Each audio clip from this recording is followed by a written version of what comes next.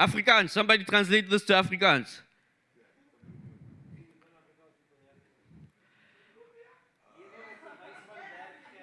Okay, Xhosa?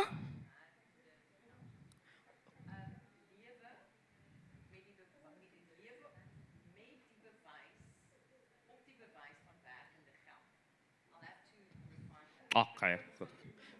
Anyone else? Xhosa, Zulu, Ndebele? Okay, that's the Zulu, huh? What's Tsonga? Ah, you're reading on Google Translate. Yours doesn't count, right? Uh, okay, cool. So, uh, I've read a thing where I translated this in multiple languages, and I just like how it sounds in all the languages, right? Live on proof of work money, right? And if you're getting paid in Bitcoin, living the dream, spending Bitcoin, that's the dream, right? It's still fuzzy. You're not sure what you're looking at. Now that you can spend it and you could sustain yourself, hopefully you have enough change so that you don't end up in a state where you're on zero again, because then, you know, that nightmare where you're always working and you're not doing stuff, right? But let's say the sustenance, you know, that nightmare, basically, we don't want to live in this nightmare. We want to live a beautiful life. We want to live the dream without discomfort, right? So what if instead of working for sustenance, what you do is work. You don't just work, you hustle, right? But you don't just hustle, you grind, right? And you grind with a capital grind. Like, you really do that, right? And while you're grinding for sustenance, you don't just, you know, eat everything, you conserve, right? So that you have a surplus. Now we're talking. Now this is the dream. And what do you do with that surplus? Of course, the magic word that starts with an S, while the clicker's not clicking, save, right? And guess what? Bitcoin is the greatest way to save too. Can you imagine that? That is a wonderful dream, right? And yeah, so of course, Bitcoin is the best performing asset with regards to savings. So if you've ever had the privilege to buy Bitcoin when Luno launched in 2013, Bitcoin was around 1,000 Rand, if you don't know. Right? It went low because that's what Bitcoin does. So it gave some people the opportunity to buy it maybe for a few hundred rands.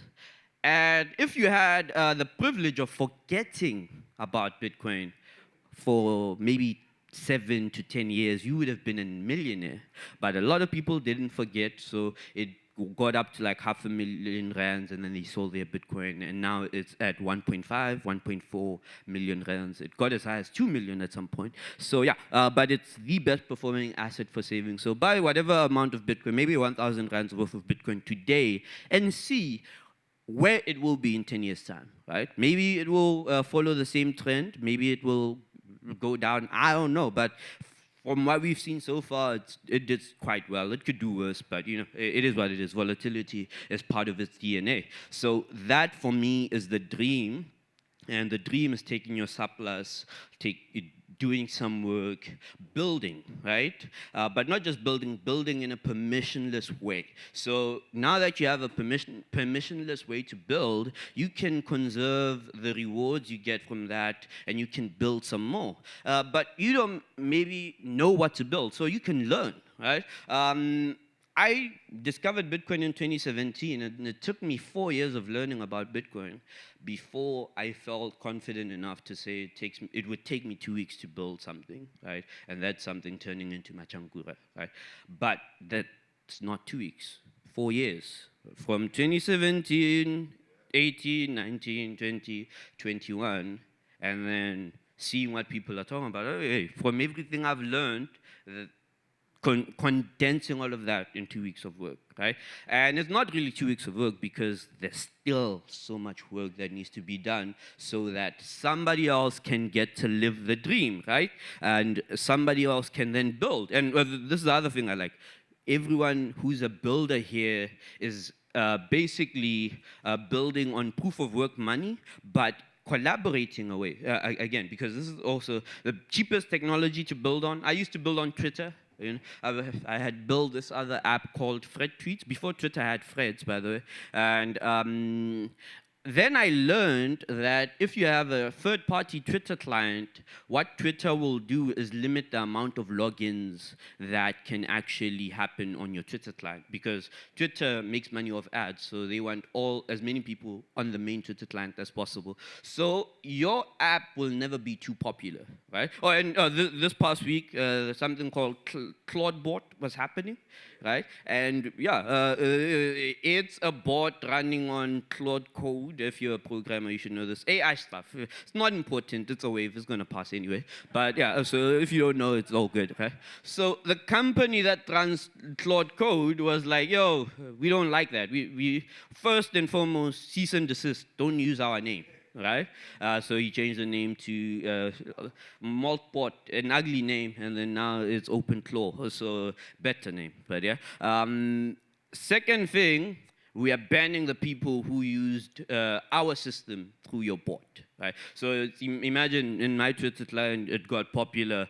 Twitter was already limiting the amount of people who can log in via my client, but then it says, if anyone dared to use your client instead of ours, we deactivate their account. And people were paying customers at the same time. And then, yeah, so cheapest technology to build on is Bitcoin because it doesn't have any of these constraints. And now that is the dream. But the dream isn't yet done. You are building, you are learning, and you can collaborate. And you can collaborate with almost anyone, not just in this room, in the world, right?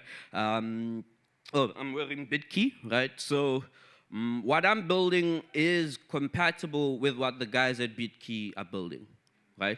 We've never had a meeting, we've never sat down together, but I already know, okay, my users can send to BitKey. I can already tell them, okay, if you have this much Bitcoin, you should consider getting yourself a BitKey for your savings so that that Bitcoin can last however many years, right? And yeah, other thing with collaboration is that, you know, this is you and your dream, right? But some people see in color. Right? You don't have to see in color, but if you collaborate, you benefit from the fact that other people see in color. So now your world goes from this fuzzy void into this.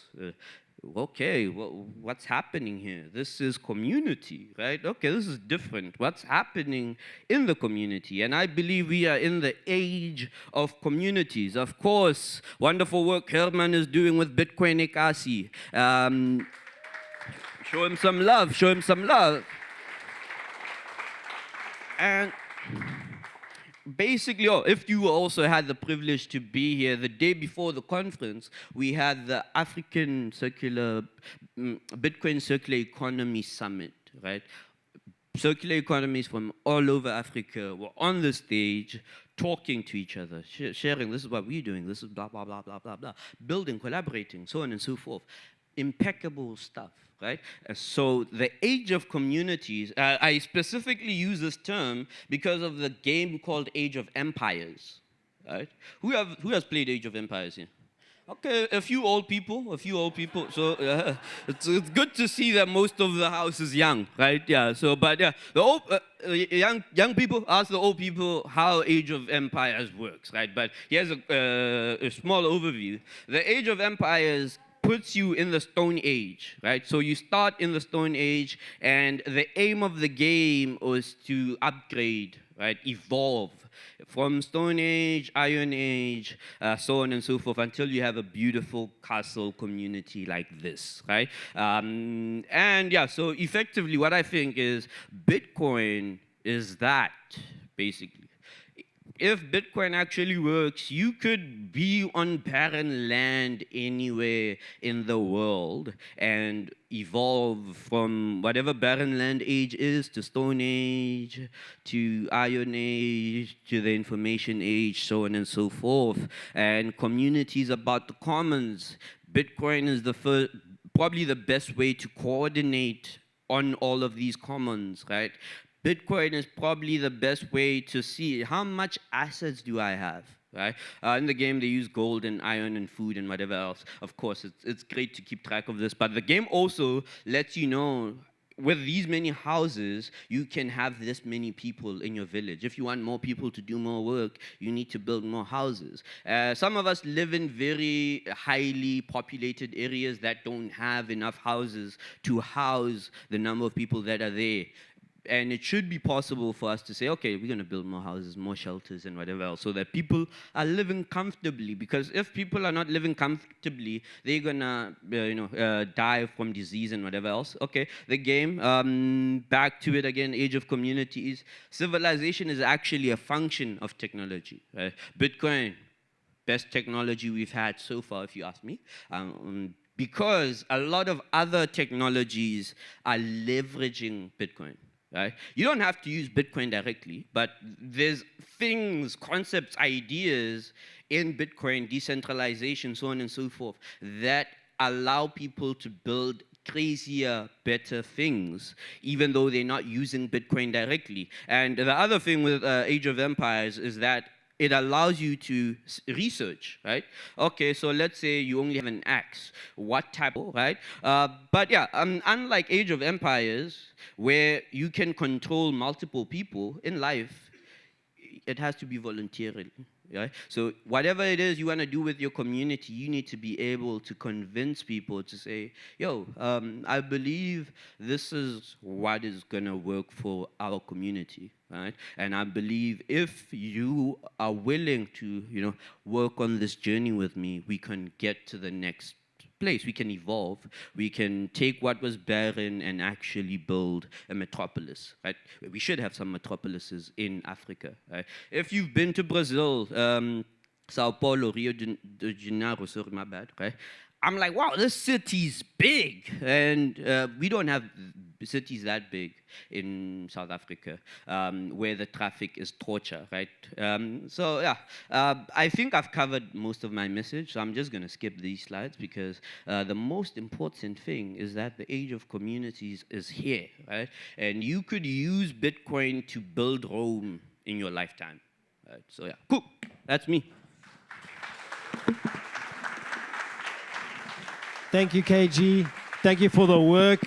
Super excited. Awesome. And number one, to say thanks to KG as well is we are on the Machankura Stage. So thanks, KG, for being a headline sponsor, making this happen, right? Along with our other sponsors, B-Trust and Blink. Thank you, guys. You guys have been absolutely amazing. The Blink Stage is amazing. The B-Trust, right? The workshops are amazing. So definitely go and check those out again today and catch the live streams because they were mostly recorded, right? Admin, we missed, is your phone on silent? Yes or no? No. You can answer that for yourself. If it's not, do it now. Thank you very much. We've got some giveaways. So who wants something special? Yes. Mr. Paul, come along. But before we get doing to that, the last thing I want to say is, you see this orange hat? It says Bitcoin Loction on it. Camera shy, we need to step outside.